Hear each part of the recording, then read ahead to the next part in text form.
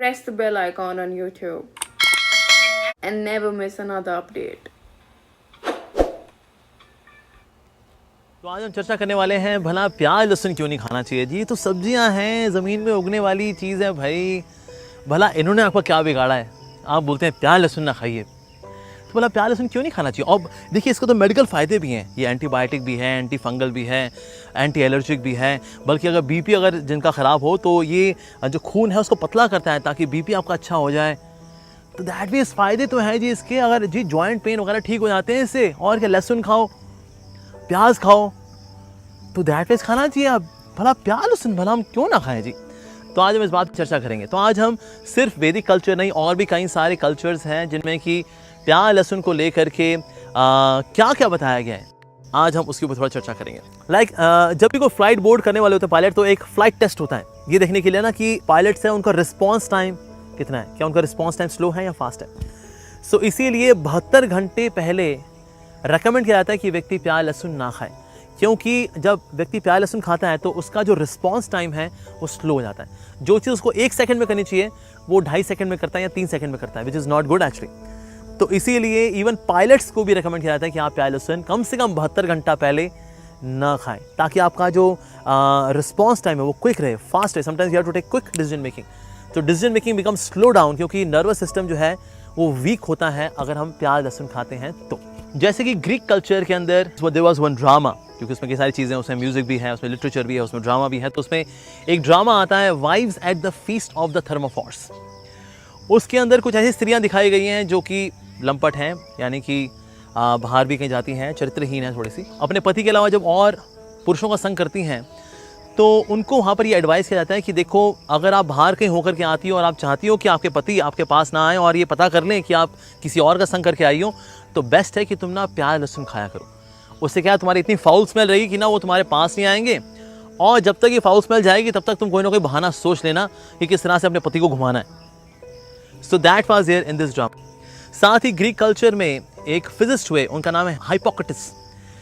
उनका ये कहना है कि अगर हम प्याज लहसुन खाते हैं, ये ग्रीक कल्चर की बात कर रहा हूँ मैं, अगर हम प्याज लहसुन खाते हैं तो प्याज लहसुन खाने से बॉडी के अंदर जो आपके पेन्स हैं वो एग्रवेट हो जाते हैं, वो बढ़ जाते हैं वो, और साथ ही मन जो है बड़ा बेचैन हो जाता है, और जो भी शांति है आपके अंदर, जो आपके एक इनर ट्रैंक्विलिटी है, वो छिन्न भिन्न हो जाती है।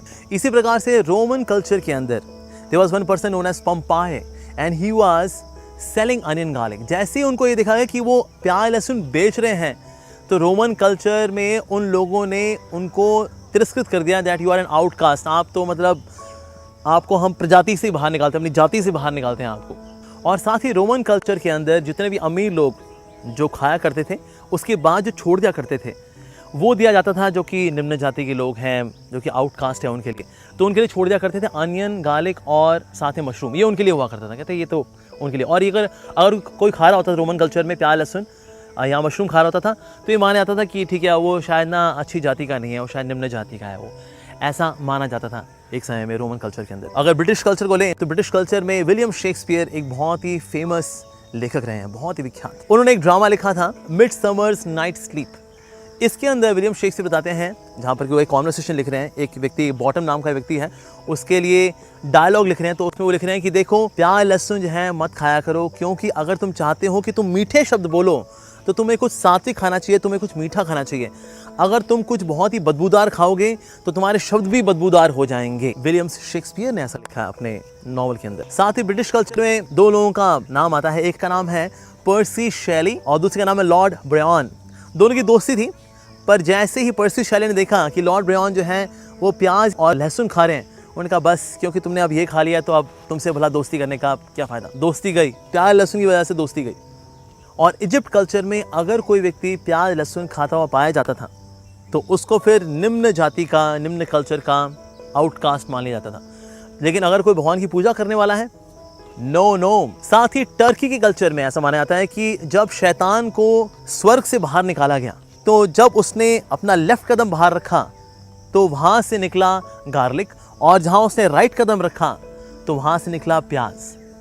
तो जो शैतान है, सैटन, ओके, सैटन को जब स्वर्ग से निकाला गया तो इसीलिए अब ये शैतान के चरणों से इसकी उत्पत्ति हुई है एज पर टर्किश कल्चर। और ये वेल रिसर्च डेटा है, इसको आप ढूंढ सकते हैं आप so it is well research data. तो even in other cultures as well we see कि अनियन गार्लिक को कोई सम्माननीय स्थान प्राप्त नहीं है। साथ ही जो बुद्धिस्ट कल्चर है, बुद्धिस्ट कल्चर में ये माना जाता है कि अगर कोई व्यक्ति सेलिब्रेट रहना चाहता है, यानी कि अपनी मेंटल और फिजिकल प्योरिटी रखना चाहता है, नहीं चाहता कि कोई प्रकार की काम वासनाएं उसको सताएं, उसको दुखी करें, उसको प्रोवोक करें, तो उसके लिए बहुत ज़रूरी है कि वो अनियन गार्लिक ना खाए।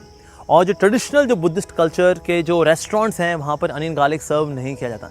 अभी जो लेटेस्ट हम देखते हैं कुछ ऐसी जगहें हैं जहाँ पर प्याज लहसुन भी जगह चलता है, लेकिन इवन कुछ जगह मीट भी दिखाया मैंने चलते हुए, लेकिन एक्चुअली जो ट्रेडिशनल बुद्धिस्ट कल्चर रहा है वहाँ पर onion garlic was not there, क्योंकि उनको पता है it is very provoking in nature. तो जो बुद्धिस्ट कल्चर की जो ओल्ड मोनेस्ट्रीज हैं वहाँ पर अनियन गार्लिक नहीं है।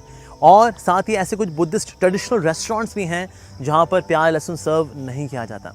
साथ ही मार्च 1996 में वॉशिंगटन डीसी में डॉक्टर बॉब डेक ने एक पेपर रिलीज़ किया जिसमें कि बताया गया कि जो अनियन गार्लिक खाने वाले लोग हैं, ऐसे लोगों के बॉडी के अंदर न्यूरोसाइकोटिक इम्बैलेंस होने के चांसेस बहुत ज़्यादा रहते हैं।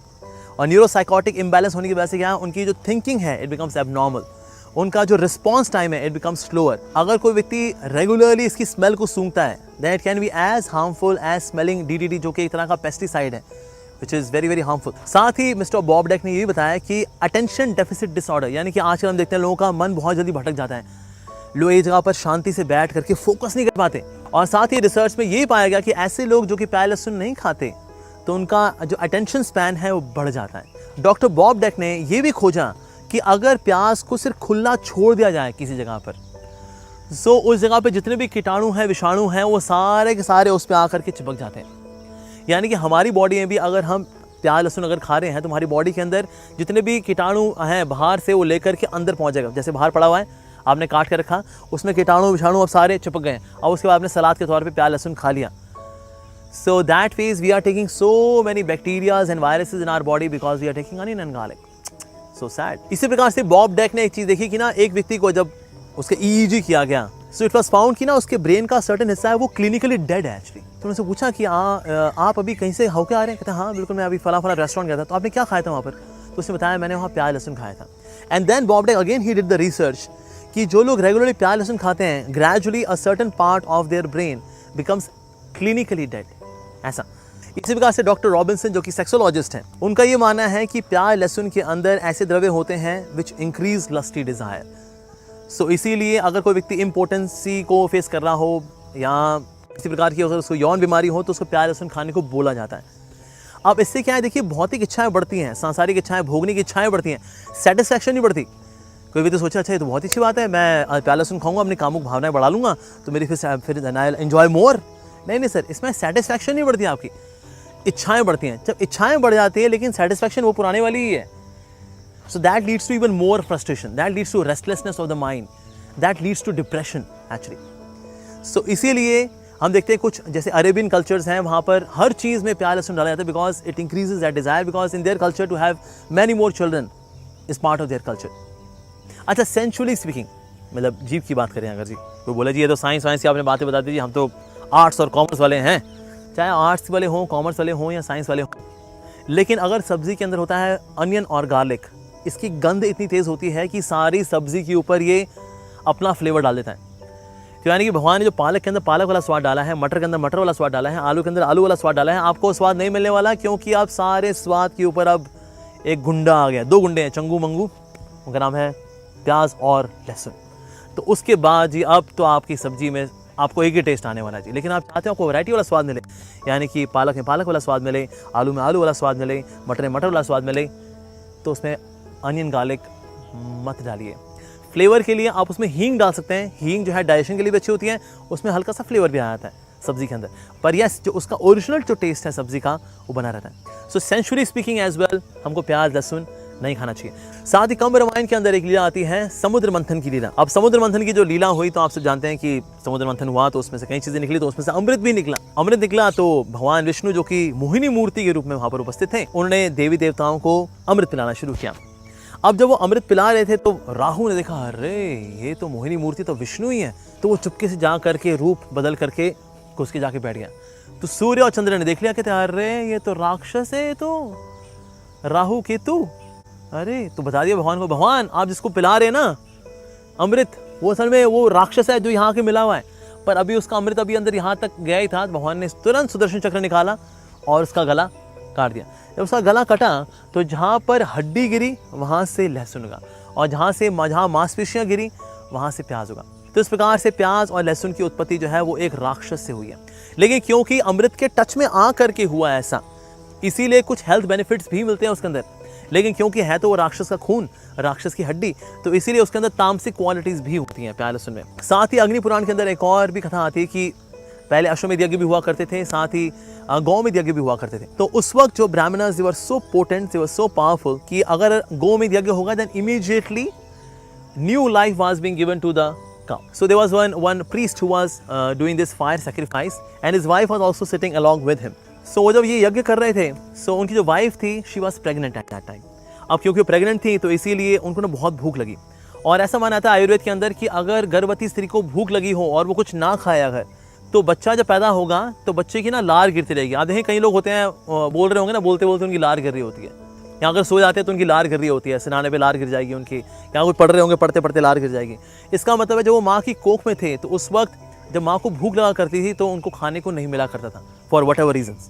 सो दैट मीन्स उसने उस ब्राह्मणी ने सोचा कि ना अगर मैंने अभी कुछ नहीं खाया अगर, तो फिर मेरा बच्चा पैदा होगा तो लार गिरेगी, और लार निकालना अशुभ माना जाता है क्योंकि इस लार के माध्यम से even evil spirits can get inside the body. तो सोचा मैं क्या करूँ, तो वहाँ पर जो गाय थी, गाय का हिस्सा लेकर के उसने अपने पास रख लिया।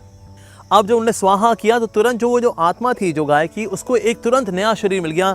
And new cow was there, that was the potency of Satyuga Brahmanas. लेकिन वो गाय तो थी, लेकिन गाय का एक हिस्सा वहां पर नहीं था उसकी बॉडी में। तो ब्राह्मण ने देखा अरे ये एक हिस्सा नहीं है, ये क्या चक्कर है। तो उन्होंने ब्राह्मणी से पूछा कि तुमने कुछ किया के बीच में, तो उन्होंने बताया कि मैंने ऐसा किया था, मेरे से गलती हो गई एक्चुअली। तो उन्होंने काउ का वो जो फ्लैश लिया उसको फेंक दिया। तो जब फेंका तो जहाँ पर जो गौ माता है उसके जहाँ हड्डी गिरी वहाँ से लहसुन उगा, और जहाँ फ्लैश गिरा वहाँ से प्याज उगा। तो इसलिए अगर हम प्याज लहसुन खा रहे हैं तो बेसिकली हम गौ माता की हड्डी और मांस खा रहे हैं, उसकी ट्रांसफॉर्मेशन खा रहे हैं इन अ वे। सो दिस एज पर अग्नि पुराण।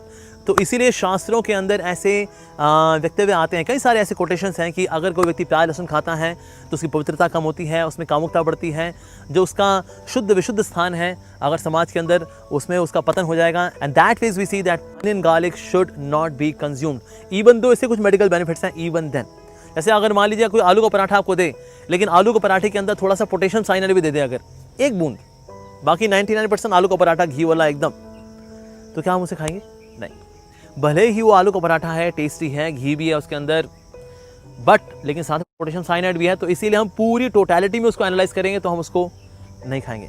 उस तरह से अगर मान भी लें कि अगर अनियन गार्लिक के अंदर कुछ मेडिकल बेनिफिट्स हैं, लेकिन अगर आपका अटेंशन स्पैन कम हो गया, अगर आपका उम्र कम हो गई, आपकी बुद्धि तामसिक हो गई, आपके विचार तामसिक हो गए, तो देखा जाए तो overall it is not a profitable business to have onion garlic. इसी प्रकार से चाहे हम साइंटिफिक रीज़न देखें या फिर स्क्रिप्चुअल रीज़न देखें या फिर जीवा के रीज़न यानी सेंशुअल रीजंस देखें, इन सारे रीजंस को अगर एसिमुलेट करें, ये बात क्लियरली साबित होती है जी हमें अनियन गार्लिक नहीं खाना चाहिए। सो अनियन गार्लिक ना खाना ये सिर्फ इंडियन कल्चर का है नहीं, बल्कि बाकी कल्चर में, चाहे टर्किश कल्चर हो, इजिप्शियन कल्चर हो या फिर रोमन कल्चर हो, इन सारे कल्चर्स के अंदर अनियन गार्लिक खाना हैज़ बीन प्रोहिबिटेड। इसलिए मेरा आप सबसे निवेदन है, शीघ्र अतिशीघ्र प्याज लहसुन छोड़ने का प्रयास करें। बल्कि देखिए महंगा भी आता है, आपके पैसे बचेंगे, बल्कि उस पैसे का थोड़ा दान करिए, किसी का भला होगा, या इस्कॉन टेम्पल में दीजिए, हम गरीबों को खिलाएंगे आपके बिहाफ पर। That can be the proper use of that money instead of spending it on onion and garlic.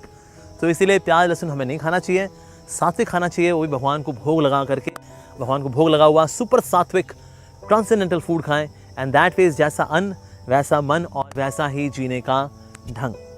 Hare Krishna. If you haven't pressed the bell icon, press it now, and we would love to know your feedback in the comment section below. Till then, love.